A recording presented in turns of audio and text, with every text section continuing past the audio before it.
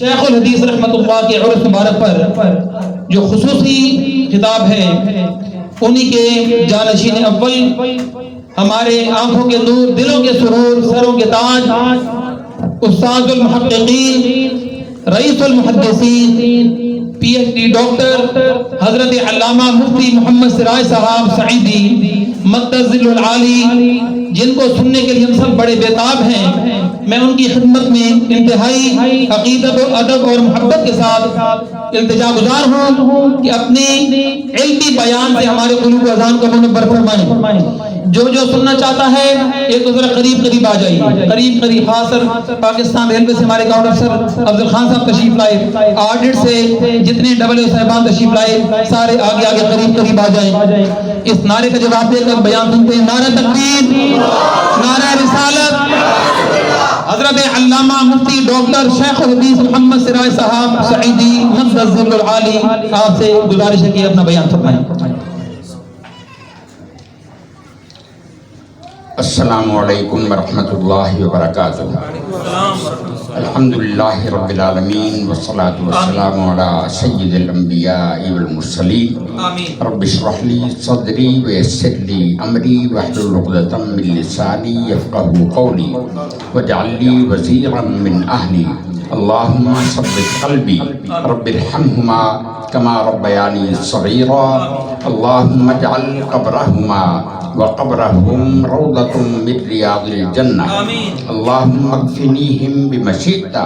الله والشكر لك يا الله يا واسع الفضل اغفر لي۔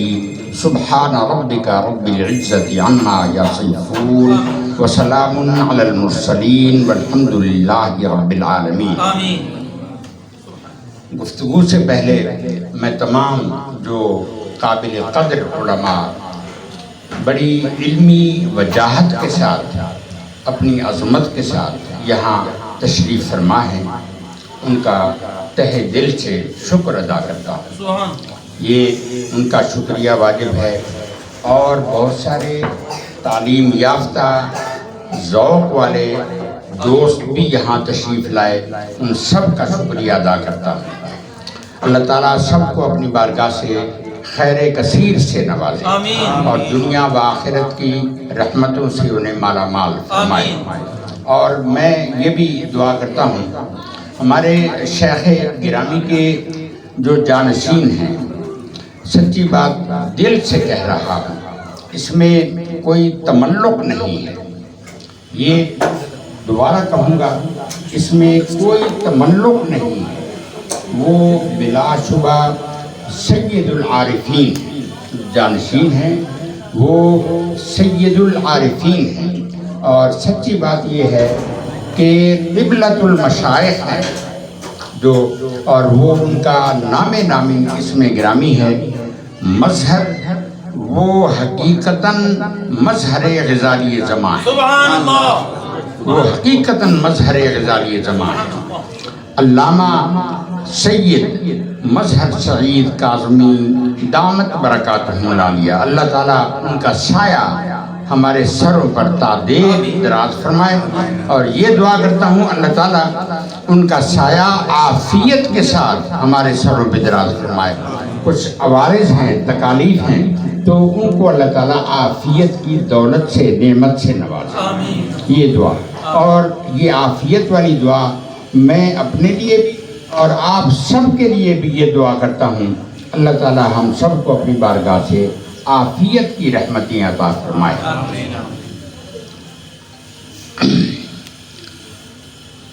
حمدا لمن حمد علی نفسہ والصلاة والسلام علی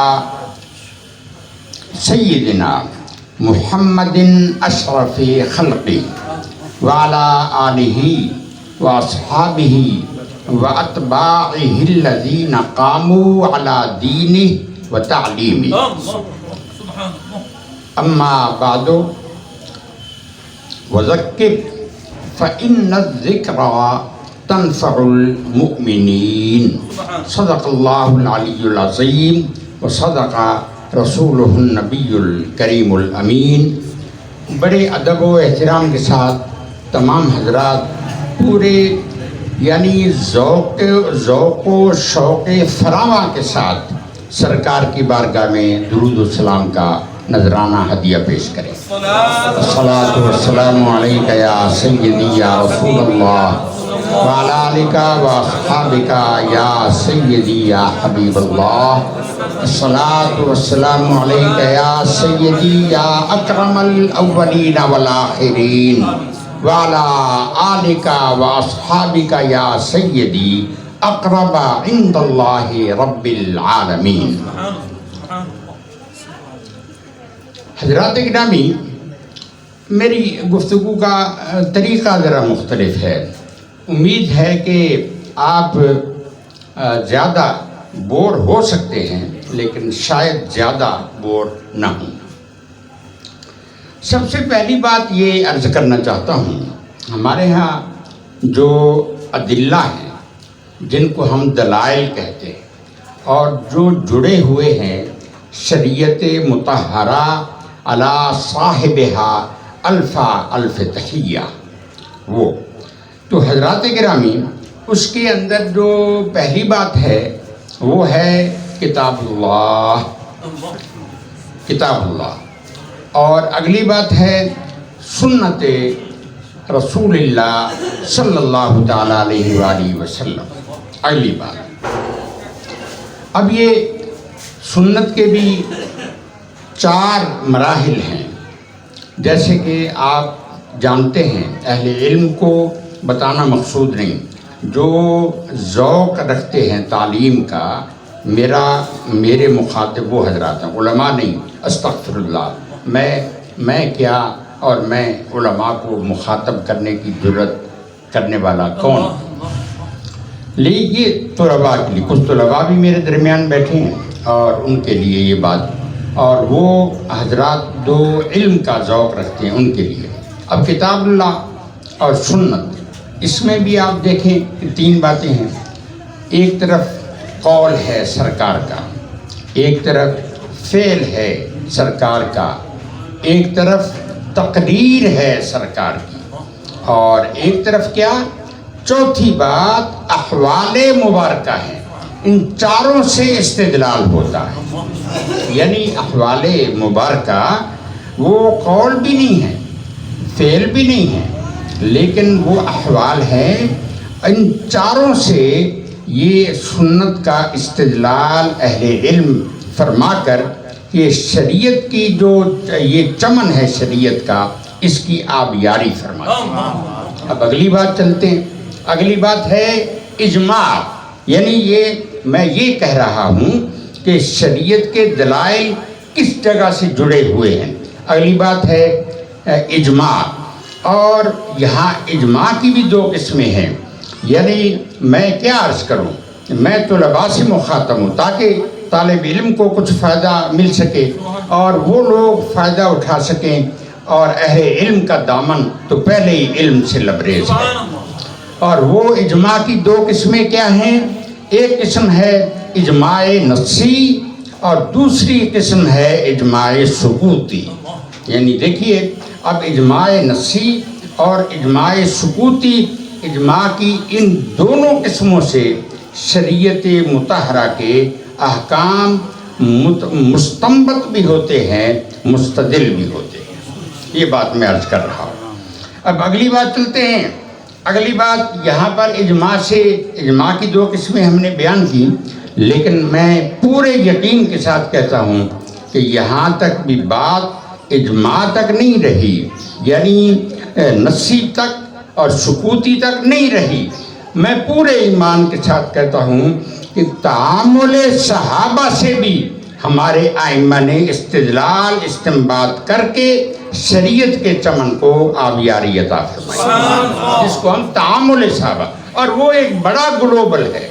यानी देखिए ना, इजमा ये एक यूँ समझिए एक मक्खन है, मक्खन का पेड़ा है, और उसमें 2 किस्में। लेकिन तामुल, ये तो तामुल सहाबा तो ये ग्लोबल है। और ग्लोबल की बात आप करते हैं तो आप ये देखिए कि यहाँ पर तो ग्लोबल में صحابہ کی تعداد 1,24,000 یا اس سے بھی کہیں زیادہ وہ صحابہ ہیں جو جن کے تعامل سے بھی اہل علم نے استدلال کیا ہے اور استفادہ کر کے یہ جو چمن کی ہریالی ہے چمنستان شریعت کی، اس چمنستان شریعت کی آبیاری یہ تعامل صحابہ سے بھی کی ہے۔ اب اگلی بات چلتے ہیں اب یہاں پر میں ایک بات اہل علم کی ضیافت کے لیے یہاں یہ بات میں عرض کروں، یہ میں عوام سے مخاطب ہوں، میں علماء سے نہیں مخاطب، تو بڑا ادب کرتا ہوں، میں اس لائق ہی نہیں کہ میں کسی عالم سے مخاطب ہو سکوں، یا تو یہ طلباء کی اور آپ حضرات کی اور ہاں علماء کی ضیافت طبع کے لیے ایک بات کہوں گا، اور وہ ہے مراسیل مرفوعہ کی اصطلاح یہ بالکل اسی طرح سمجھیں جیسے آپ یہ پڑھتے ہیں ھذا حدیث ضعیف صحیح، دیکھیں نا، ضعیف بھی کہا صحیح بھی کہا، یہاں مرسل بھی کہہ رہے ہیں اور مرفوع بھی کہہ رہے ہیں، تو مراسیل مرفوعہ یہ بھی ایک ایسا شعبہ ہے علم کا جس کا تعلق حدیث سے ہے، بلا شبہ اس سے بھی استدلال کر کے شریعت کے چمن کی آبیاری فرمائی۔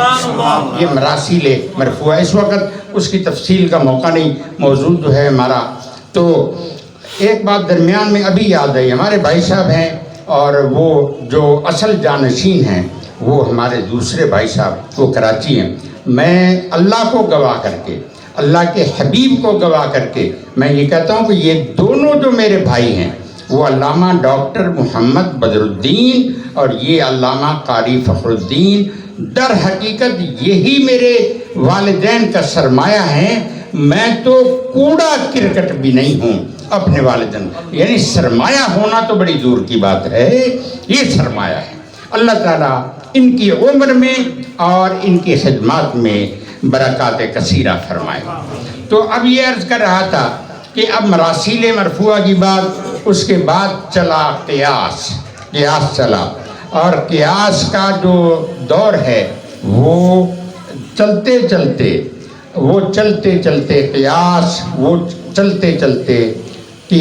قیامت آ جائے گی تو قیاس کی نعمت وہ سرکار کی عطا فرمائی ہوئی ہے، میں نے بالکل، یہ میرے دل کی بات نہیں ہے، یہ سرکار کی بات ہے۔ ذرا معاذ بن جبل کو جب قاضی بنا کر روانہ فرمایا تو وہاں پوچھا فیصلہ کیسے کرو گے؟ آخری بات کہتا ہوں، آخری بات فرمائی کہ اگر مجھے کہیں سے کچھ نہ ملا تو میں قیاس کروں گا، تو سرکار نے فرمایا اے میرے امتی تو قاضی بن کر، اور سرکار نے ان کو قاضی بنایا، خود بنایا، تو اے میرے امتی یمن کی قضا جو تیرے ہاتھ میں دی، تو اب مجھے پتہ چلا کہ تو جب قیاس کرے گا تو بلا شبہ تیرا قیاس وہ قیاس صحیح قرار پائے۔ سبحان اللہ، بلا شبہ، نعرہ تکبیر، اور سرکار نعرہ رسالت، علماء اہل سنت، حضرت علامہ مفتی اسرائیل صاحب اس کی سند عطا فرمائی۔ اور اس طرح وہ ایک لمبی بات ہے، یہاں کچھ اور باتیں بھی ہیں، یہاں میں اہل علم کی ضیافت طبع، یہ ایک لفظ ہے جو علماء تو جانتے ہیں لیکن عوام یا ہمارے عام جو تعلیم یافتہ پڑھا لکھا، تو ضیافت کا معنی صرف مہمانی ہے، اور مہمانی کی بھی دو قسمیں ہیں، ایک کھانے پینے کی مہمانی اور ایک علم اور تعلیم کی مہمانی۔ کسی کو آپ اگر علم دیتے ہیں یا کسی کی تعلیم کرتے ہیں تو گویا آپ نے اس کی ضیافت علمی کی ہے۔ تو یہاں پر میں علماء کی ضیافت علمی کے طور پہ ایک بات کرتا ہوں کہ قیاس کے بعد ایک بات جس کو اہل علم بڑی آسانی کے ساتھ تلاش کر لیں گے وہ ہے عرف، اور عرف کی بھی دو قسمیں ہیں، ایک عرف صحیح اور ایک عرف لغو۔ عرف لغو کو تو ڈال دیا جاتا ہے، پھینک دیا جاتا ہے، لیکن عرف صحیح پر استدلال باندھا جاتا ہے، عرف صحیح پر استدلال باندھا جاتا ہے، اور عرف صحیح پر استدلال باندھ کر اسے رائج کیا جاتا ہے۔ تو یہ عرف صحیح، یہ اہل علم، میں انشاءاللہ پورے یقین کے ساتھ یہ کہہ سکتا ہوں کہ یہ ہمارے جو اہل علم ہیں یہ عہد اول سے یہ عرف صحیح کو آسانی کے ساتھ تلاش کر لیں گے، اور پھر وہ عرف صحیح عہد اول سے لے کر آج تک بلکہ قیامت تک عرف صحیح برقرار رہے گا۔ یہ بات تو اب بات کو یہ بات اہل علم کی حد تک میں نے صرف ضیافت طبع میں تھوڑی سی یعنی بڑی ناقص سی مہمانی کے طور پہ یہ باتیں میں نے کی۔ آگے چلتے ہیں۔ اب یہاں ہم یہ وہ ایک بات آتی ہے اعتراسا، الرسا اعتراسا۔ اب یہاں پر اس کا جو معنی ہے مجھے اس کی پوری گردان یا سنانی یا بیان کرنا یہ مقصود نہیں ہے، تو اب یہاں الرسا اعتراسا، تو اب اس کا معنی ہے اقامہ فی الفرح والتحبب، یعنی بندہ، یعنی یہ عرس کا مطلب ہے الرسا، اور یہ تعرسا اس کا معنی کیا ہے کہ یہ اس میں محبت پائی جاتی ہے اور خوشی پائی جاتی ہے۔ تو اب یہ اقامہ، دیکھیے اقامہ کا عطف اگر عرس پر ہو، اگر اقامہ کا عطف وہ عرس پر ہو تو معنی یہ ہے کہ عرس جو ہے وہ محبتیں جگانے کے لیے قائم کیا گیا ہے اور محبتوں کے ساتھ خوشیاں بانٹنے کے لیے یہ قائم کیا گیا ہے، یہ جو عرس ہے۔ اور اگر یہ اس کا اقامہ کا عطف وہ حاضر اور ظاہر پر ہو تو پھر اس کا معنی ہوگا کہ وہ محبتیں لے کر اور ادب لے کر اور وہ خوشیاں لے کر وہ صاحب عرس کے اوپر، صاحب عرس کے مزار پر وہ حاضر ہوا ہے، وہ خوشیاں بھر کے اپنے دل میں اور محبتیں بھر کے۔ تو اب عطف یہاں اس طرف ہو یا اس طرف ہو، بات ایک ہی ہے، یعنی خلاصہ یہ نکلا کہ عرس جو ہے یہ عرف کی ایک ضرورت تھی، اور عرف کی ضرورت کیا تھی؟ یعنی عرف صحیح کی ضرورت کیا تھی؟ عرف صحیح کی ضرورت یہ تھی کہ یہاں محبتیں اور محبتوں کے ساتھ خوشیوں سے دلوں کو بھی معمور کیا جائے، ذہنوں کو بھی معمور کیا جائے، دلوں کو بھی معمور کیا جائے۔ یہ عرف صحیح سے دیکھیں نا، بلا وجہ کے سرکار نے عرس کیا، صحابہ نے کیا۔ اب یہ بات بالکل خدا کے لیے اس کو چھوڑ دیں، تھوڑا سا علم کی طرف آئیں، علم کے قریب ہو جائیں۔ یہاں عرف صحیح سے عرس کو محبتیں جگانے اور خوشیوں سے دل اور دماغ کو لبریز کرنے کے لیے رائج کیا گیا ہے، یہ بات۔ اب یہاں بارک اللہ، اب یہاں آگے ہم بات کرتے ہیں کہ جب آپ خوشیاں بانٹتے ہیں اور جب آپ محبتیں جگاتے ہیں تو پھر لازمی بات ہے، لازمی امر ہے کہ محبت جس سے ہوتی ہے اس کی توہین بے ادبی نہیں کی جاتی، تکریم کی جاتی ہے، جس سے محبت کی جاتی ہے، اور جس کی محبت سے خوشیاں دل کے اندر موزن کی جاتی ہیں اس کی توہین بے ادبی گستاخی نہیں کی جاتی۔ بلکہ میں آپ سے ایک بات آگے بڑھ کے عرض کرتا ہوں، اے بندو غنیمت جانو یہ محبتوں کے فقدان کے اندر اگر عرس کی صورت کے اندر آپ کو محبت اور خوشی نصیب ہو جائے تو اس سے بڑی نعمت دنیا میں آپ کو کیا چاہیے، اس سے بڑی نعمت آپ کو کیا چاہیے۔ تو یہ عرف صحیح سے، عرف صحیح کی ضرورت کی وجہ سے یہ اس کو رائج کیا گیا، اور اللہ کے فضل و کرم سے یہ رائج ہے اور یہ رائج رہے گا۔ اب اگلی بات دیکھیے، یہاں محبت اور خوشی کی جو بات کی گئی، فرمایا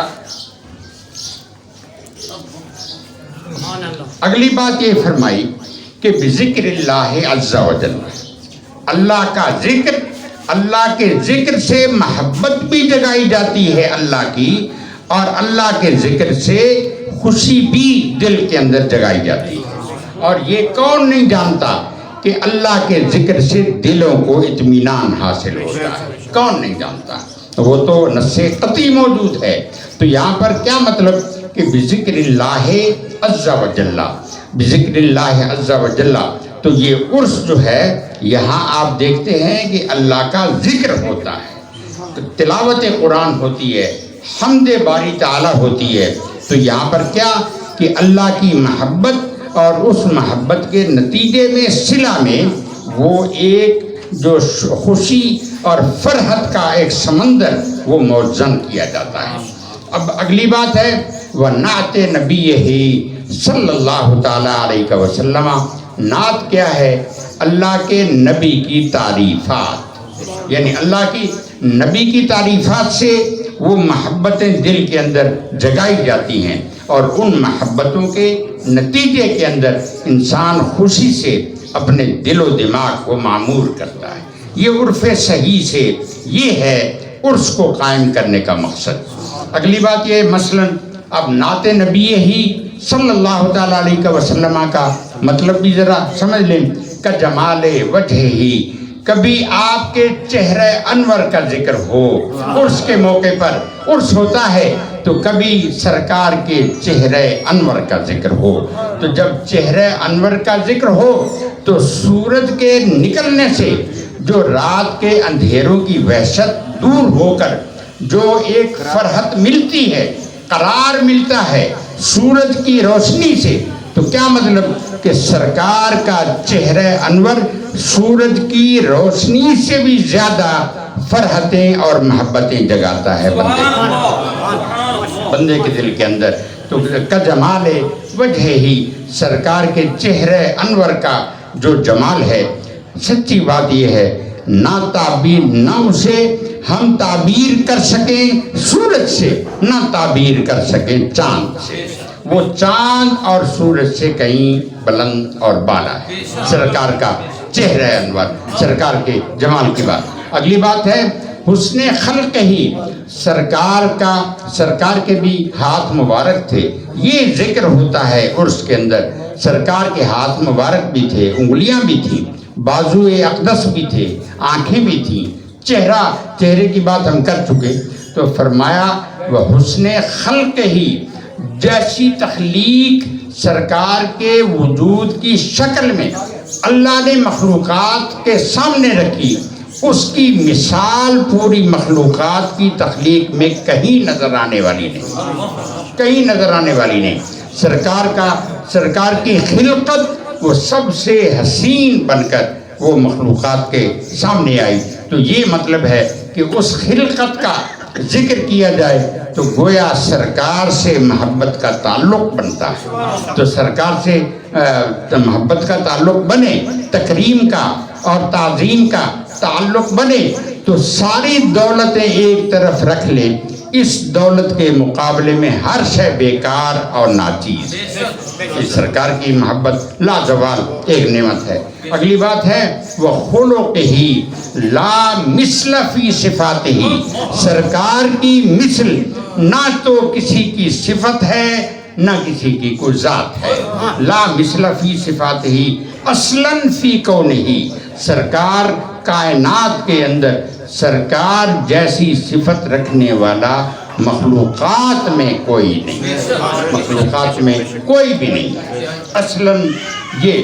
اس کے بعد اگلی بات کرتے ہیں ثم اوضح لفضل العلم والعلماء، اس کے بعد یہ عرس کے اندر یہاں کیا ہوتا ہے، یہاں علماء کے علم و فضل کو واضح کیا جاتا ہے، علم و فضل کو روشن کیا جاتا ہے۔ یہاں یہ جو عرس مناتے ہیں اس میں کیا ہوتا ہے کہ ثم اوضح لفضل العلم، یہاں یہ علم کی فضیلت کو اجاگر کیا جاتا ہے، اور اجاگر کرنے سے مقصد کیا کہ آپ کے دلوں میں علم کا اور خاص طور پہ علم دین کا ایک ولولہ اور ایک شوق اور ایک جذبہ اجاگر کیا جائے، یہ مطلب ہے۔ اور آگے بڑھ علماء، اور علماء کی جب بات ہے تو یہاں بریکٹ میں قوسین میں ایک بات ہے، وہ ہے اولو الحق والخیر، یا علماء کی جتنی قسمیں ہیں ان میں ایک ہی قسم وہ اللہ کی بارگاہ میں دنیا میں بھی آخرت میں بھی وہ مقبول بھی ہے، منظور ہے، اور وہ ہیں علماء حق. اور علماء حق جو خیر پر رہتے ہیں، ناصر دین ہی و ناشر تعلیم ہی. ان کی جو تعلیم ہے وہ بھی بیان ہوتی ہے یہ عرصوں کے اندر کہ یہ تعلیم ہے ان کی.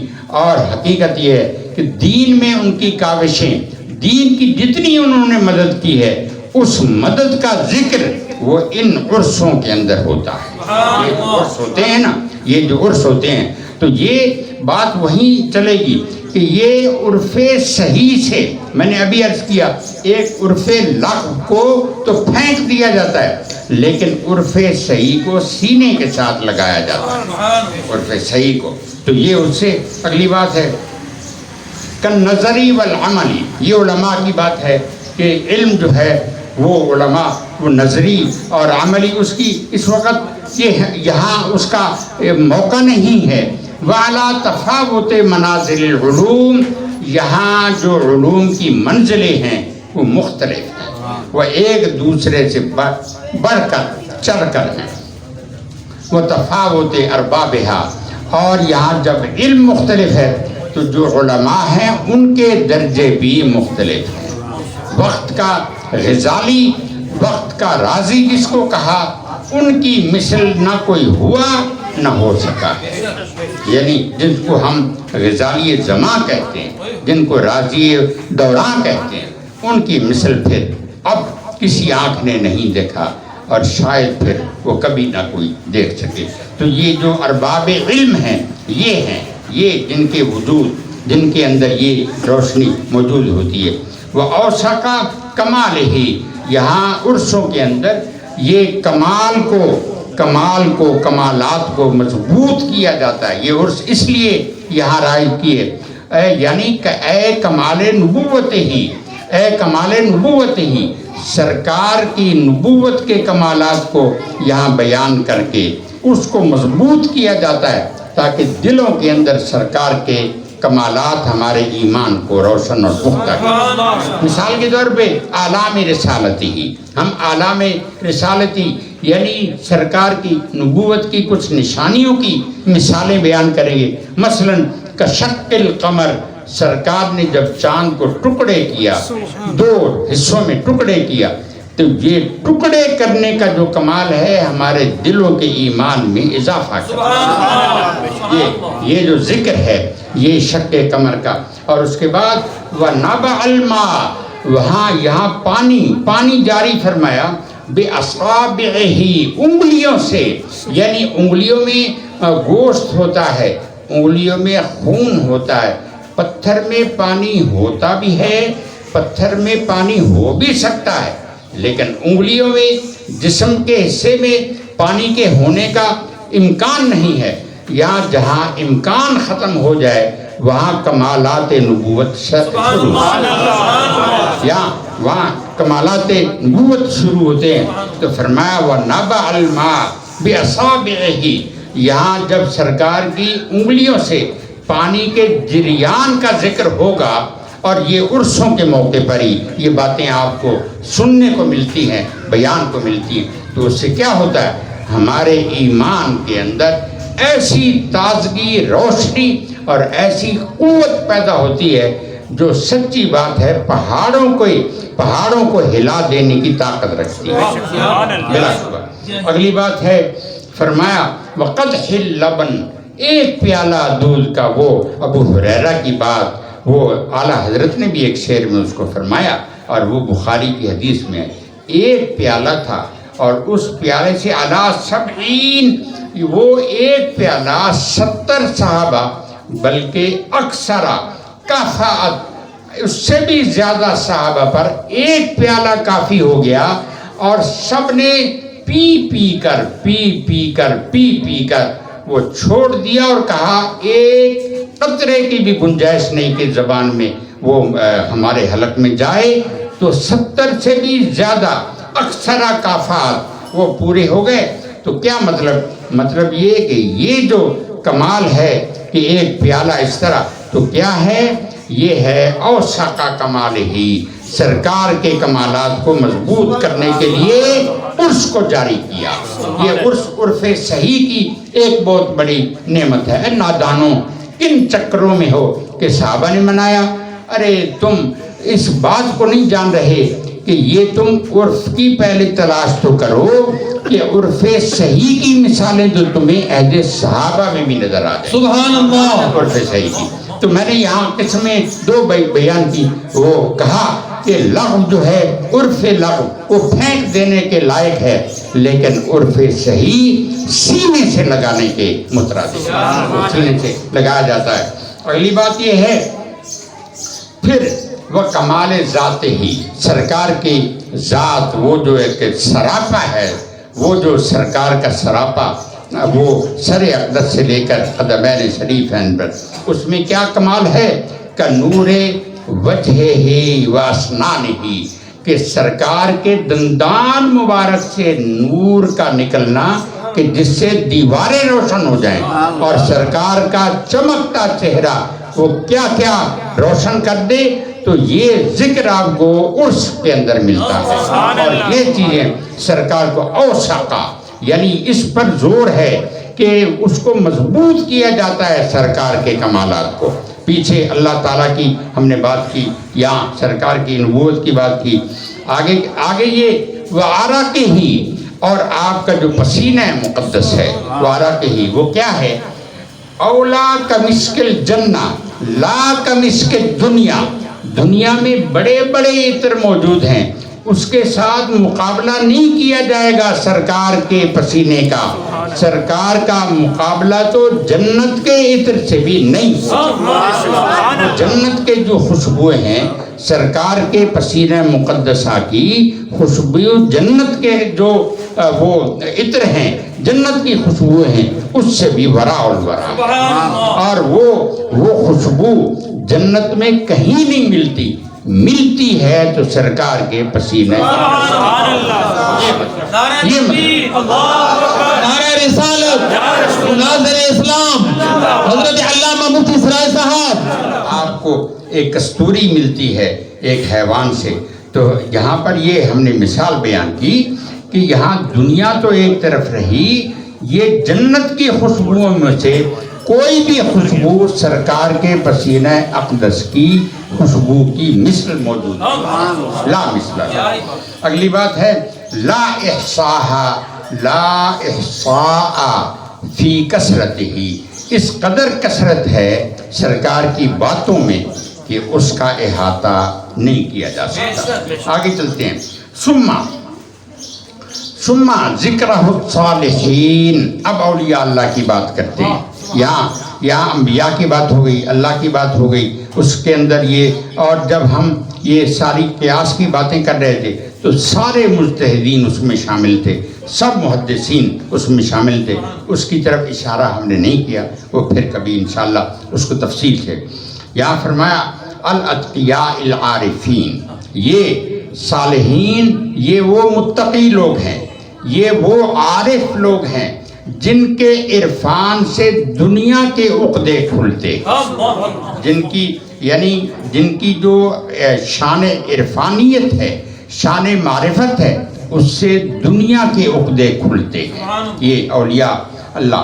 مثلا یہاں پر ایک بات کرنا چاہتا ہوں، یہ ایک بات ہے بڑی معروف ہے، اس کے حوالے کی بھی ضرورت نہیں، اور وہ بات یہ ہے عند ذکر الصالحین، عند ذکر الصالحین، صالحین کا جہاں ذکر ہوتا ہے تو کیا ہوتا ہے؟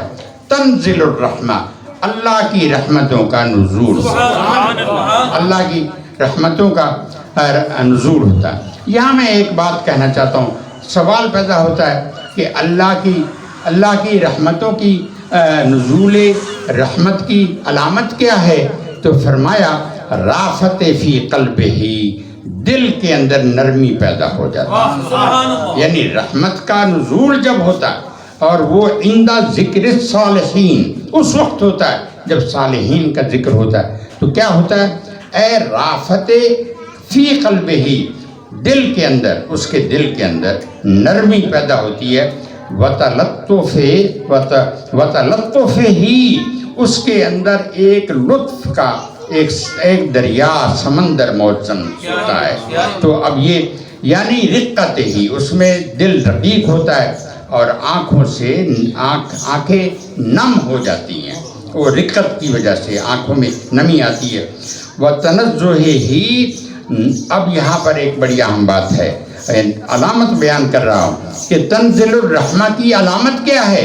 تو فرمایا وہ علامت یہ ہے وتنزہ ہی نزہۃ الحقد، کینہ ختم ہو جاتا ہے بندے کے دل سے. کینہ ہو، کینے کا علاج یہی ہے کہ وہ پورے خشوع و خضوع کے ساتھ صالحین کا ذکر سنے تو دل نرم ہوگا، اور دل جب نرم ہوگا تو وتنزہ ہی نزہۃ الحقد، پھر کینہ اس کے دل سے نکل جائے گا، بھاگ جائے گا. اور وسارے غضب ہی، اس کا آگ بگولا ہونے کا جو مزاج ہے وہ تبدیل کہاں سے ہوگا؟ وہ صالحین کے ذکر کو سننے کی صورت کے اندر ہوگا. یہ ایک بہت بڑی بات ہے، یہ بہت بڑی بات ہے کہ دل کینے سے پاک ہو جائے اور اس کے اندر دل صاف ہو جائے اور آگ بگولا ہو جاتا ہے بندہ. اس آگ بگولا ہونے کی کیفیت سے بندہ نکل آتا ہے. یہ ایک بہت بڑا عذاب ہوتا ہے کہ بندہ آگ بگولا ہو جائے. وَإِلَّا مِثْلَ ذَلِكَ، تو اگر یہ ایسا نہ ہو تو پتہ ہی چلے گا کہ وہ بندہ اللہ کی نازل ہونے والی رحمت سے محروم ہو گیا. اس نے اولیاء اللہ کا ذکر تو سنا، سرکار کا ذکر بھی سنا، لیکن اگر دل پاک نہیں ہوا، کینے سے پاک نہیں ہوا، اور دل کے اندر کینہ اسی طرح غضبناک ہونے اور پرجوش ہونے کی کیفیت اس کے اندر برقرار رہی، تو کیا مطلب ہے وَإِلَّا مِثْلَ ذَلِكَ؟ تو فَافْهَمُوا، پھر اس بات کو سمجھ لو، حَظِّ الرَّحْمَةِ لَا حَاصِلَ لَهُ، اس کو اللہ کی رحمت کا حصہ نہیں ملا، وہ اللہ کی رحمت سے محروم ہو گیا. یعنی یہ ہم نے علامت بیان کر دی کہ وہ تنزل الرحمہ، وہ رحمت تو گھیرے ہوئے تھی، اس کے اندر تھا. سورج بھی تو گھیرتا ہے نا، سورج بھی اپنی روشنی سے وہ گھیرتا ہے بے شمار چیزوں کے، لیکن اس میں ایک شے ایسی بھی ہے جس کو آپ کوڑا کرکٹ کہتے ہیں. کوڑا کرکٹ کو بھی تو سورج کی شعائیں گھیرتی ہیں. تو نتیجہ کیا ہوتا ہے کہ سورج کی جو برکتیں ہیں وہ کوڑا کرکٹ کبھی حاصل نہیں کرتا، وہ کچھ اور شے حاصل کرتی ہے جو سورج کی روشنی سے مالا مال ہوتی ہے. تو اس کا مطلب یہ ہوا کہ جس کا دل اور اولیاء اللہ کی باتیں سن کر بھی اس کا دل نرم نہیں ہوا اور اس کے اندر کینہ کوٹ کر بھرا رہا اور پھر وہ آگ بگولا ہونے کی کیفیت بھی ختم نہیں ہوئی، تو پتہ چلا کہ یہ بیماری بڑی سنگین ہے، جس کے بارے میں اللہ فرما چکا ہے ختم اللہ علی قلوبہم، ان کے دلوں پر مہر کر دی ہم نے. اس وجہ سے وہ فائدہ نہیں ہوا اسے وہ نزول رحمت کا، اور نزول رحمت کے نتیجے میں اور صلے میں حضرات کرام یہ فرمایا حرمان القسمہ، وہ محروم القسمت انسان ہے. فی الدنیا لیس نظیرہ، جو اس کی کوئی مثال نہیں ہے، وہ ایسا محروم القسمت انسان ہے، اس جیسا کوئی محروم القسمت اور نہیں ہے کہ جس نے نازل ہونے والی رحمت سے فیض حاصل نہیں کیا، اپنے دل کو نہیں سنبھالا اس نے، اور دل کو نہیں ٹٹولا اس نے، دل کو پاک نہیں کیا. تو جب پاک نہیں ہوا تو اس جیسا محروم القسمت انسان اور کوئی نہیں ہو سکتا. اگلی بات یہ ہے فجلس عند ضریح الصالح، کہ تو جا اور صالح کی قبر کے ساتھ جا کے بیٹھ جا. تو جا اور صالح کی قبر کے ساتھ جا کے بیٹھ جا. فرمایا ان کنتا رداء نظر علی ضریحہ، اگر تو کوئی چادر اوپر ڈال دیتا ہے اس قبر شریف کے، نیک بندے صالح کی قبر پر ڈالتا ہے، تو فَهُوَ خَيْرٌ لَكَ، وہ تیرے حق میں بہت بہتر ہے۔ تو مطلب کیا؟ وہ چادر ڈالنے کا بھی ایک برکت اور ایک نسبت وہ تجھے حاصل ہوگی۔ اور ہاذا رداء، یہ جو چادر ڈالنا ہے یہ کیا ہے؟ لتکریم و تشریف صاحب ضریح ہی، یہ قبر والے کی تکریم اور اس کے شرف کا اظہار ہے کہ چادر ڈالی جائے۔ چادر یہ اظہار ہے، یہ چادر ڈالی، اس کی گویا عزت کی آپ نے۔ تو جو کسی صالح کی عزت کرتا ہے وہ صالح اس کو اپنے سینے سے لگاتا ہے، اور پھر جب وہ صالح سینے سے لگاتا ہے تو فرمایا کہ نتیجہ تنزل الرحمہ، اللہ اپنی رحمتوں سے اس کو گھیرے میں فہو مبارکن، یہ مبارک ہے۔ وصاحبہ مسرور فی طریحہ بعملک، اس عمل سے قبر میں سویا ہوا جو نیک بندہ ہے اللہ کا، وہ قبر میں خوشی محسوس کرتا ہے تیرے چادر ڈالنے کے عمل سے، چادر ڈالنے کے عمل سے۔ وَإِنْ كَانَ إِنَارَةٌ، اور اگر تو کوئی روشنی کر دے، وہاں پر کوئی چراغ جلا دے، یہ چراغاں کر دے، تو فَهُوَ خَيْرٌ عَلَى خَيْرِهِ، وہ اس خیر کے اوپر ایک بڑی خیر تجھے حاصل ہونے والی ہے۔ تو فرمایا وہ تو محتاج نہیں ہیں، ان کے پاس تو بارگاہ الہی سے انوار اترتے ہیں، وہ تیری روشنیاں اور چراغوں کے محتاج نہیں ہیں، لیکن تو چراغ جلاتا ہے، تو اگر کوئی روشنیاں لگاتا ہے تو وہ روشنیاں کرتی کیا ہے؟ وہ روشنیاں در حقیقت تیرے ایمان میں نور بھرتی ہیں، جس کی ان کو کوئی حاجت نہیں، کیونکہ تو نے ایک صالح کی قبر مبارک کا، مزار مبارک کا ایک انتظام کیا روشنی کی صورت میں۔ اللہ تیرے دل کے اندر ایمان کے نور کو جگمگا، یہ بات ہے۔ آخری بات، بالکل آخری لائن ہے میری۔ وَإِن كُنْتَ أَيْدِيَهُ، اگر تو قبر کے اوپر ہاتھ رکھ دے عَلَى ضَرِيحِهِ، وہ قبر پر، فَهَذَا كَمُصَافَحَتِهِ خَلْفَ حَيَاتِهِ، یہ ہاتھ رکھنا قائم مقام ہو جائے گا، یہ قائم مقام ہو جائے گا جیسے کہ زندگی کے اندر تو ان سے مصافحہ کیا کرتا ہے۔